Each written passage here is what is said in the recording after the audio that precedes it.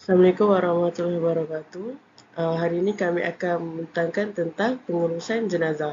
Nama saya Nur Rohana binti Nur Azmi, ID saya DFI 2207-028. Hai, nama saya Nurina Baria binti Mustafa DFI. ID saya DFI 2207-027. So, agenda kami untuk video ni, kita akan terangkan cara memandikan jenazah, tata cara mengkafankan jenazah, tata cara mengebumikan jenazah. And then, so dekat sini kita terangkan siapa yang patut memandikan jenazah. Pada asalnya, hukum memandikan jenazah adalah lelaki memandikan jenazah lelaki, perempuan memandikan jenazah perempuan. Namun untuk suami atau isteri yang meninggal, maka suami boleh memandikan jenazah isterinya dan isterinya juga boleh memandikan jenazah suaminya. Okey, bahan-bahan yang diperlukan untuk memandikan jenazah ialah air 9 iaitu air bidara, air mutlak, dan air kapur. Dan kita memerlukan air yang bersih, gayung, kain dan juga sabun dan sarung tangan. Okey, cara untuk memandikan jenazah ni, mula kita letakkan mayat di tempat mandi yang disediakan. So, apabila semua kelengkapan tersedia dan orang yang akan memandikan sudah bersedia, alihkan jenazah dari tempat pembaringan ke tempat mandian. Jangan dimandikan di tempat yang tidak tertutup dan jangan sesekali memandikan jenazah dalam keadaan terdedah auratnya. Aurat jenazah mesti dijaga seperti mana hidupnya. Dan kedua orang yang memandikan mayat hendaklah memakai sarung tangan dengan kemas.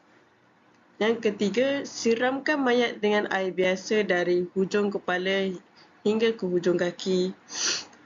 Mulakan dengan basahan seluruh badan jenazah dengan meratakan air ke seluruh badannya. Siramkan mayat dengan air 9 dari hujung kepala dan hujung kaki juga. So, kita kena buat air 9 tu lah. Air apa tadi?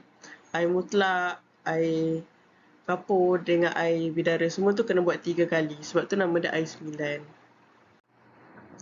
Okey, yang kelima kita kena istinja mayat.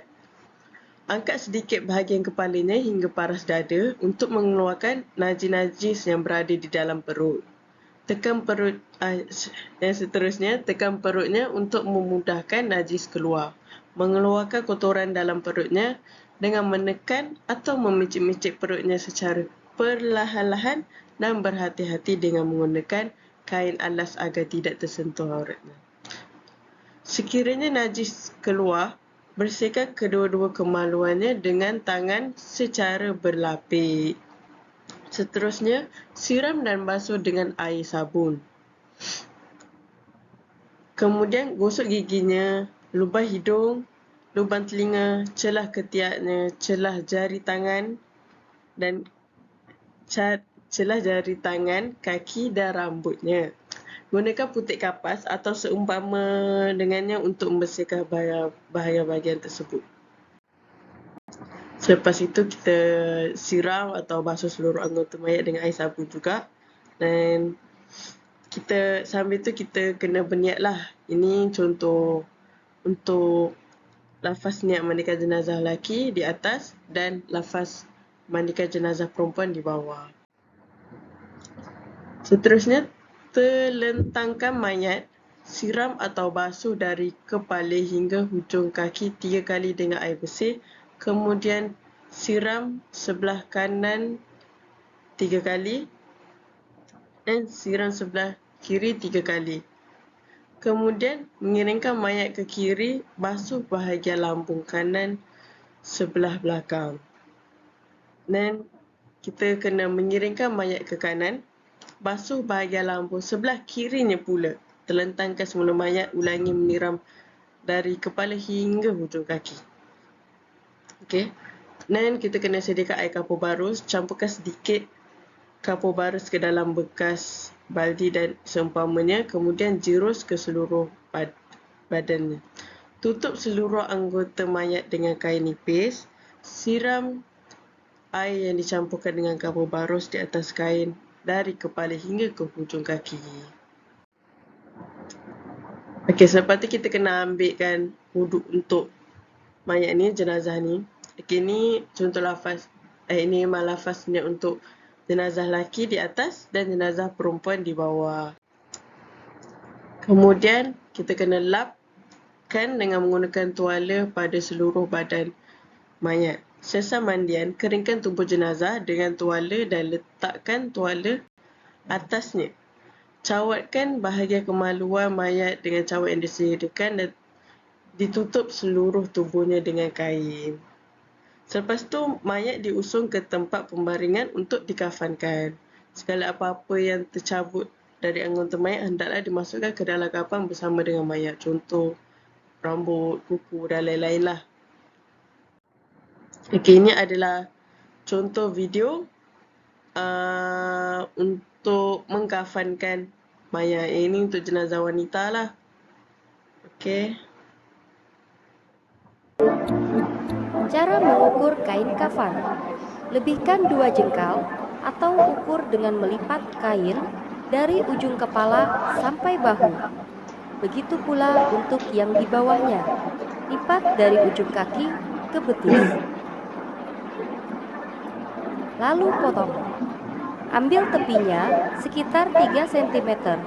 Lalu gunting untuk dijadikan tali pengikat.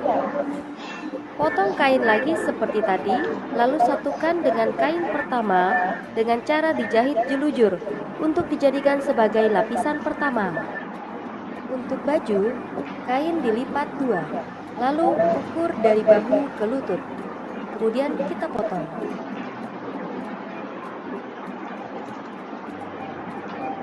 Lipat 2, potong untuk lubang leher dan potong sedikit tengahnya.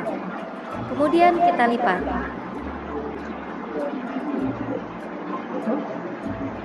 Untuk jilbab, ukur juga dari bahu ke lutut, tapi tidak dilipat 2.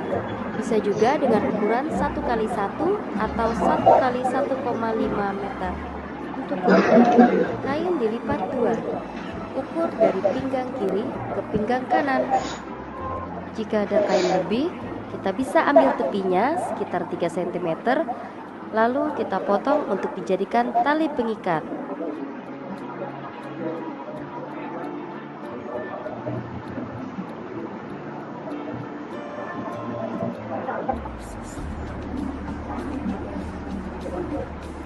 Bentangkan kain yang sudah dijahit tadi sebagai lapisan pertama.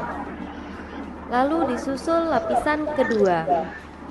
Kemudian bentangkan roknya, bajunya, dan jilbabnya. Setelah itu beri minyak wangi. Lipat sisi kanan, lalu sisi kiri. Kemudian lipat kanan lagi. Beri tali di bawahnya, di bagian tengah, di atas, lalu lipat ke arah atas.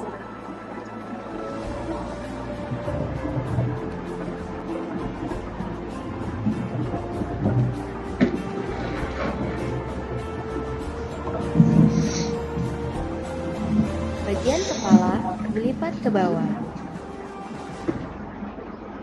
Bentangkan kembali kain kafan. Letakkan jenazah di atas kain kafan dengan tangan bersedekap. Lilitkan kapas dari kaki sampai lutut. Kanan dulu, barulah kiri. Kemudian lutut. Kemudian tangan kanannya juga. Lanjut yang bagian kiri. Sumbat hidung dan telinganya, serta dada, wajah juga. Jenazah tidak perlu dihias menggunakan celak, blush on, ataupun lipstick karena jenazah harus kembali polos. Tapi jika dari pihak keluarga ada yang meminta dihias, maka dilihat dulu produk yang dipakai. Harus yang dari non-alkohol. Masukkan bajunya, pakaikan roknya, lilitkan yang kuat, serta pakaikan jilbabnya.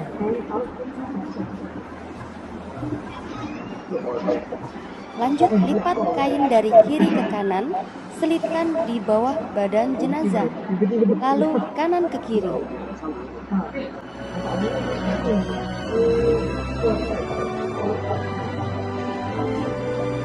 Ikat 5 sisi, yaitu ujung kaki, lutut, bawah tangan, dada, dan ujung kepala.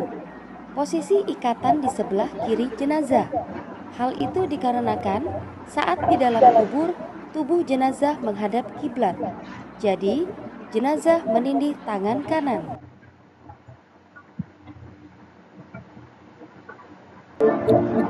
Cara mengukur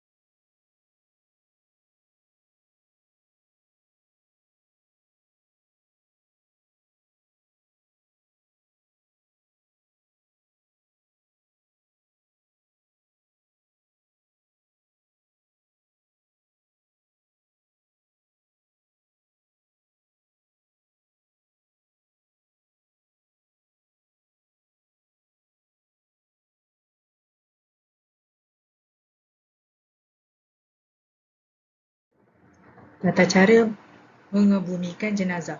1. Membaca doa ketika memasukkan jenazah ke dalam kubur. Memasukkan jenazah ke dalam liang yang digali dengan dihulurkan bahagian kepala terlebih dahulu. Orang yang masukkan jenazah ke dalam kubur disunatkan membaca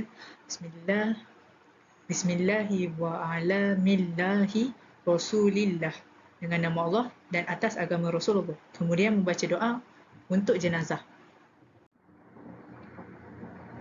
2. Meletakkan jenazah secara mengiring. Sunat meletakkan atau mengiringkan jenazah di atas lambung, iaitu rusuk sebelah kanan, manakala meletakkannya di atas rusuk kiri adalah makruh. Menghadap jenazah ke arah kiblat adalah satu perkara wajib. Kemudian, sandarkan jenazah dengan ketulan-ketulan tanah pada bahagian belakang supaya ia tidak terbalik atau terpesong dari arah kiblat. Nombor 3. Membuka ikatan pada bahagian kepala. Buka ikatan pada bahagian kepala dan bahagian-bahagian yang lain.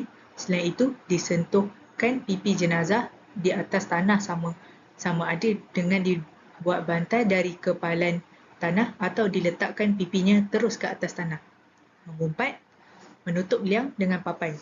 Setelah selesai diletakkan jenazah di dalam liang dengan menghadap kiblat, tutup liang itu dengan papan atau seumpamanya. Selain itu, jangan pula meletakkan hamparan ataupun bantal bersama-sama jenazah kerana ia adalah makruh. Kemudian, wajib menutup lahat menggunakan batu ataupun papan ataupun apa-apa yang sesuai untuk digunakan supaya jenazah tidak tertindih oleh tanah. Nombor 5. Meraup dan mengepalkan tanah. Selepas liang lahat ditutup, setiap orang yang berada di atas kubur disunatkan supaya meraup, iaitu merapatkan kedua-dua belah tangan bagi mengaut tanah kubur sebanyak 3 kali. Kemudian, tanah yang diraup itu dijatuhkan atau dihulurkan kepada mereka yang berada di dalam kubur dan diletakkan pada bahagian kepala jenazah. Kepalan pertama diletakkan di bahagian kepala, kepalan kedua pula diletak pada bahagian pinggang, manakala kepalan ketiga diletakkan pada bahagian kaki serta dibacakan doa-doa berikut. Okey, untuk yang pertama, kepala. Minha khalaq. Bismillahirrahmanirrahim. Minha khalaqnakum. Daripada tanah kami jadikan kamu. Kepala kedua. Wa fiha nu'idukum. Dan kepadanya kami kembalikan kamu. Untuk kepala ketiga. Wa minha nukhrijukum taratan ukhra. Dan daripada tanah juga kami akan dikeluarkan kamu sekali lagi. Tapi hukum membacanya adalah sunat. Okey, nombor 6 pula. Menimbus lubang kubur dan meninggikannya. Lubang kubur dikambus dengan tanah dan cangkul yang lebar perlu digunakan supaya lubang kubur segera dipenuhi tanah. Untuk proses menimbus, pertamanya lakukanlah dengan perlahan dan tidak kasar. Bagi mereka yang turut serta berada di tempat pengebumian tersebut, bolehlah bersama-sama menurunkan tanah ke dalam kubur jenazah.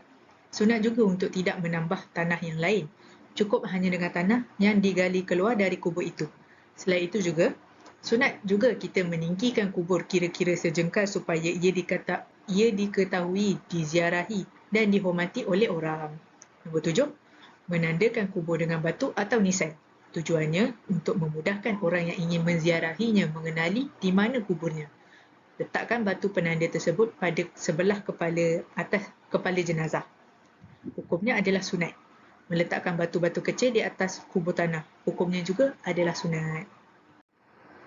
Nombor 9. Mencirus air ke atas kubur. Antara amalan sunat lain yang berkaitan dengan mengebumikan jenazah adalah menyiram air yang sejuk dan bersih ke atas kubur supaya tanah kubur tidak berdebu dan terbang ditiup angin. Nombor 10. Mendoakan si mati.